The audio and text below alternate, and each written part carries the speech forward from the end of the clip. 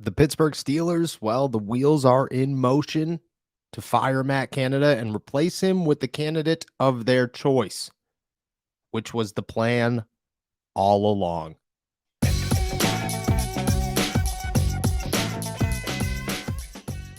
What's going on, everybody? I'm Noah Strackline. Thank you for jumping on to Steelers to Go, your daily to-go cup of Pittsburgh Steelers news and analysis. Find us on youtube.com/All Steelers Talk or anywhere you get your podcasts. And today, for another time, another day, we're talking about Matt Canada. But this time it seems a little different. This time the wheels feel to be moving. There's some action.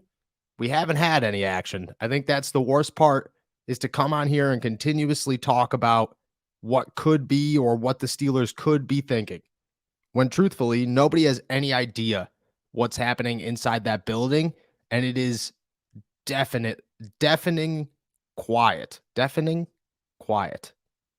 I believe I said that right. Either way, there's now some noise, and I don't know how real this noise is. I truly don't, but we'll see soon, and we'll see very, very soon, because the wheels, like I said, are in motion. There's some movement, and the movement is Byron Leftwich. The movement is the Tampa Bay Buccaneers' decision to remove their offensive coordinator and for that door to finally be opened for the Pittsburgh Steelers, because there's reason to believe that the Steelers are sitting around waiting, well, for Leftwich. Like I do most rumors, I get a text message from somebody that says, "Hey, do you see this? Do you see what's happening?" And I say, "No, I don't." And then I get it sent to me. I look into it, and usually it's just a rumor. That's it. Sometimes it's fake. Very rarely is it real. Sometimes it's fake. A lot of times it's okay. It does have some traction. And I think this one falls into that category. This one falls into the, well, maybe there's no solidified answer, but there's no solidified answers for anything right now. There is no Matt Canada is staying. There is no Matt Canada is leaving. There is no list of candidates. There is no we're waiting for a specific name. There is none of that. All there is speculation, a ton of it, and from everybody, because nobody has any idea what's going on with the Steelers and their offensive coordinator. That rumor is for the Steelers to be waiting for Byron Leftwich to replace Canada, and for the Steelers not to make a move before he's fired. And that makes sense, because I jumped on here plenty of times in the last week and talked about how the Steelers might just be waiting for the right guy, because not everybody's on the open market right now. Not everybody's interviewing. They are not going to fire Matt Canada without assuring that they have an option, and an option that they like. And I think that they already have guys that they're saying, yeah, okay, well, we'd hire you or we'd hire you, but we won't hire anybody else, because that's what the Steelers would do. They would walk into a situation like that and say, well, we need a backup plan. The backup plan is Matt Canada. Why would we get rid of Matt Canada in case nothing else goes right, and then we're stuck with an even worse option at offensive coordinator, or an option we don't have faith in that doesn't fit anything that the Pittsburgh Steelers do? They're not looking for a bridge guy. They're looking for the guy or Matt Canada. Maybe that guy is now on the market, because that's what the rumor was. And again, there's no ground here that has said, yes, this is true. No, it's not true. But nothing has been said at all about the Pittsburgh Steelers offensive coordinator position. And you could assume that means Matt Canada is staying, but I would not do that, because the Steelers say a lot of things when they need to be said, and they don't come out and say them, but somebody does. Somewhere, somehow, there's a leak. It's the NFL. There's always a leak. There's nothing right now. Well, a day after the Steelers rumor broke, the Tampa Bay Buccaneers lost their first playoff game, a very poor loss to the Dallas Cowboys. And then news breaks from the Pewter report that says that the Tampa Bay Buccaneers are going to fire Leftwich. And it's expected. It was expected all season. Leftwich had a bad season. The Buccaneers had a bad season.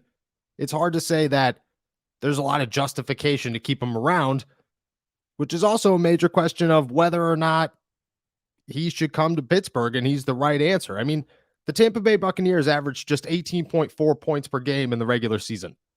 You want to know who averaged just below that? I'm talking one spot below that, the Pittsburgh Steelers. So it's not that big of an improvement. Really, what you're going to hire him off of is last season. And last season he had some better options on his offense. He had Ali Marpet, he had Rob Gronkowski, he had Ryan Jensen, he had Antonio Brown, at least for most of the season. There were names out there that either are or will be considered Hall of Famers. They weren't there this year. And I get it. They had a ton of talent still, but you did lose a lot. Tom Brady got older, and you got to question if it was everything or if it was Leftwich and his inability to be an effective offensive coordinator. Now, I will say this. This is from Scott Reynolds, who made the report for Pewter Report. Quote, unquote, poor play sequencing, predictability on offense, and some questionable personnel usage all doomed Leftwich this season. Tampa Bay has struggled on third downs and in the red zone, as well as running the ball. The Bucs' ground game ranked last in 2022, averaging a woeful 76.9 yards per game, which makes them one of the worst rushing attacks of all time. Not good. Not good. I will say this. You're going to compare offenses, and I would think Tampa Bay's has better, bigger names, but I think the Steelers overall have more talent, and then they have more upside as well, because you have a guy like Najee Harris. You have a guy like Kenny Pickett, who he's not Tom Brady, and he'll probably never be Tom Brady, but you don't know what Tom Brady's got left in the tank, and you're always questioning if it's Tom Brady or if it's the team. You have a great core of wide receivers who are developing, and then you're going to get Calvin Austin back next year. You're probably going to add another one. You have a great tight end in Pat Freiermuth. Your offensive line came along very well this season and could really only expect to get better. And you actually have some depth. So you got to look at the whole situation and feel pretty good about where the Steelers are and maybe who the next offensive coordinator, where the next offensive coordinator can take them, assuming that's Leftwich. I don't know if it's the right hire. I don't know if replacing Matt Canada with a guy who also had a poor season is the move for the Steelers. I get it. It's a vertical move. You've seen that he can do this in the NFL, which is more than what you saw out of Canada. I get that part. Just a big question mark of, well, did he have a lot of talent, maybe too much talent, and he showed that he could, perform well. I mean, Tampa Bay ranked second in points per game last season. That's pretty good.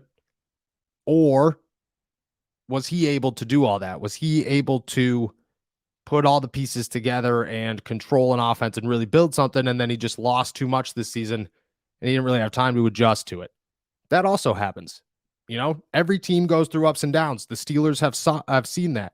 I think at this point in our lives, we could assume and actually appreciate that all 32 teams actually do live a full life cycle, and they do struggle from time to time. Maybe that's just where the Bucs are. Either way, it seems like the wheels are there, and they're moving, and there's some traction. And I don't know how real it is. I got to say that, and I got to continue to say that. I don't know how real it is. But it seems realer than pretty much anything else we've heard. And without going off of assumptions, I just don't trust when there's no noise. If it's too quiet, it's too quiet. And you have to be skeptical about that. Something would have came out. It's been a week. If the Steelers were keeping Matt Canada, we would have known it. I fully trust that we would have known it. It took Brandon Staley like 12 hours for that news to come out that he's staying. And like very rarely or very few people actually believe that he wasn't. You will hear something if they decide Matt Canada is the guy. And the fact that you haven't, well, that means that the door is still open. And for the first time all offseason, in which is only a week, it feels very real that things could be moving for the Pittsburgh Steelers and their decision at offensive coordinator.